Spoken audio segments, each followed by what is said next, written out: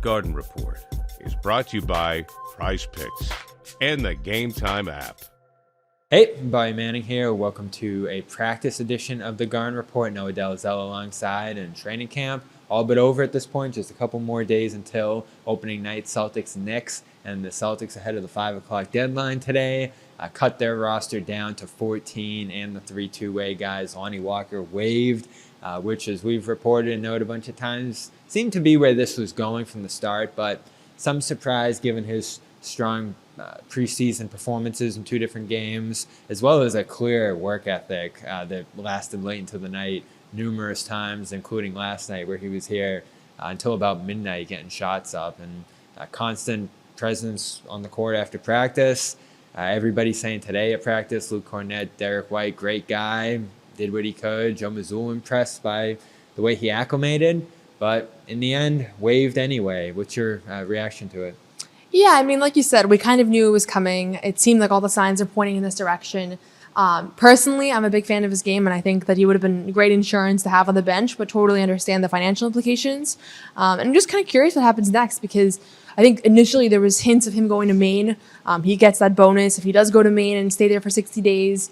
And so, you know, there's a possibility that he'll still remain with the organization, and there's a lot of continuity between the Maine Celtics and the Boston Celtics. But that being said, once he's in Maine, anybody can grab him, and there's a whole bunch of teams right now with 1 or 2 open roster spots, and you have to imagine that he's in the conversation at least for some of those teams, even if he's not ultimately selected. Like, there's going to be whispers of that in the coming days here. Yeah, and he'll take an opportunity if he can get one, obviously.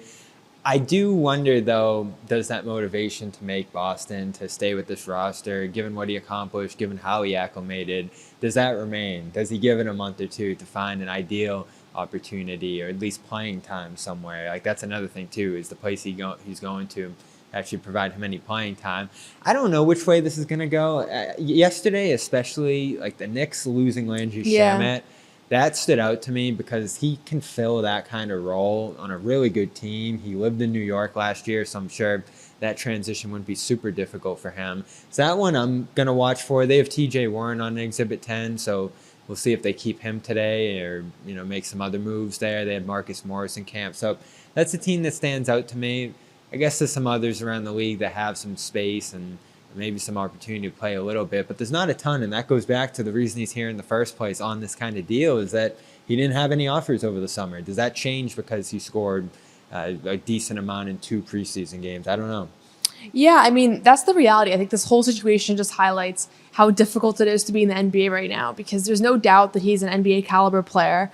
But every guy you just rattled off is also an NBA caliber player, and there's just not enough spots. And so, you know, I feel like eventually this season he's going to find a home in some capacity, but you have to imagine right now his agent is working overtime trying to figure out if there's any opportunities with any of these teams. New York caught my radar as well just because of that injury. And so, and then later on, you know, if he signs a guaranteed contract in a few months, you know, that teams will save money. And so we saw that last year with the Celtics. You know, they could have signed Emias Queta earlier in the season, and they really waited until the last hour. And so it's a possibility that he'll be in the G League for a little bit, and someone will grab him, but at a little bit of a discounted price as well. Personally, I hope he's going to be in Maine because it'd be a lot of fun to watch him kind of continue to play with his group and learn the system. But from his standpoint, you know, yes, I think he liked this organization, and I think he liked being in Boston. He talked about that, but ultimately he's just going to go wherever he gets an opportunity. And right now the signs are pointing that it could be somewhere else too.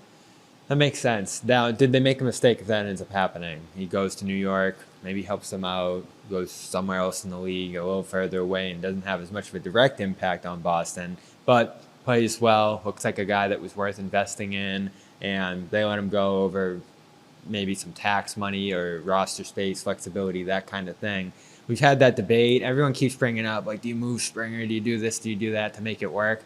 I still feel like that was a little bit of a convoluted way to get him in here for a guy who's not going to play a ton or have a major role in the future. And again, like, for all the noise people keep making about this, he wasn't going to swing whether they won a championship or not. Even if a major injury happened and he had to step into a larger role, I still don't think he would have saved this team from losing a rotation piece. So I don't think this is going to substantially burn them, but there could be a situation where he goes to New York or something like that, plays well, and you're like, could you have paid a little tax money just to make it work, just to keep him here, have him, you know, he's a young guy, maybe a future piece, and looked like a decent fit here. So if he does go elsewhere, I actually will say you couldn't have made it work. You couldn't have done something, but I feel like he'll end up in Maine. I don't know. Yeah, I mean, but he could also end up in Maine for a little bit of time, excel there, and then get picked up. Right. That's kind of what if I had to pick one most likely pathway right now, I do think he goes to Maine, but it's not a very long stint. Because right now, I mean, if he had another offer, he would have gone to that team off the bat. I do think that he would have taken the guaranteed money, and he's talked about how things didn't go according to plan. So now he's going to go to the G League most likely, unless something happens here in the next few days. And then I think he's going to play really well in the G League, as we saw him show out when he gets the opportunity, he balls out. And I think ultimately it's not going to be one of those things where we're looking at the Celtics and they're eliminated and we're like, if only they had Lonnie Walker. But I do think it's going to be one of those things that he's going to establish himself as a really good player in the NBA. I really do believe in his game. I know that there's limitations, there's defensive elements, he hasn't been the most efficient. I know there's a reason why he didn't get a guaranteed contract. But personally, I've always loved his game, and I think that he's going to find his footing eventually. And it's going to be one of those guys, how many guys can we talk about that have been in an organization, it didn't work out, and they go somewhere else and they find their footing. It's not a disaster, but it's kind of a part of the game. It's part of, taking gambles on guys. Maybe he's going to be the next Neesmith, who knows? Yeah, O'Shea Brissett, of course, still out there looking for a deal. A number of free agents, Markel Fultz.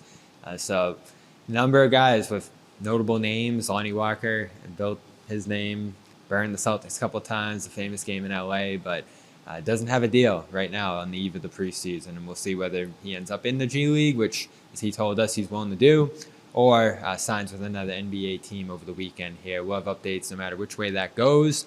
Check out Noah Dalzell's continued coverage of the WNBA Finals over SB Nation, as well as You Got Boston podcast here. And we'll have a full season preview on the Garden Report coming up this week as well ahead of opening night. We're brought to you by Prize Picks. Go over to Prize Picks, use the code CLNS for a bonus when you make a $5 lineup, and also free Anthony Edwards wear right now. So go get that for opening night, as well as game time. Use the code CLNS for $20 off your first ticket purchase over there, opening night or otherwise. Terms apply. And again, code CLNS gets you that $20 off that first purchase. For Noah Dalzell, I'm Bobby Maine. This has been a practice edition of the Garden Report, as well as a news edition. Lonnie Walker waived today by the Celtics. How do you feel about it? Where do you see him ending up? Let us know below, and we'll have more coverage of this 2024-25 season coming up next week. We'll talk to you then. Hey, Bobby Manning here. If you made it this far, you probably enjoyed this video, so subscribe, turn on notifications, and check out our social media platforms at Celtics CLNS.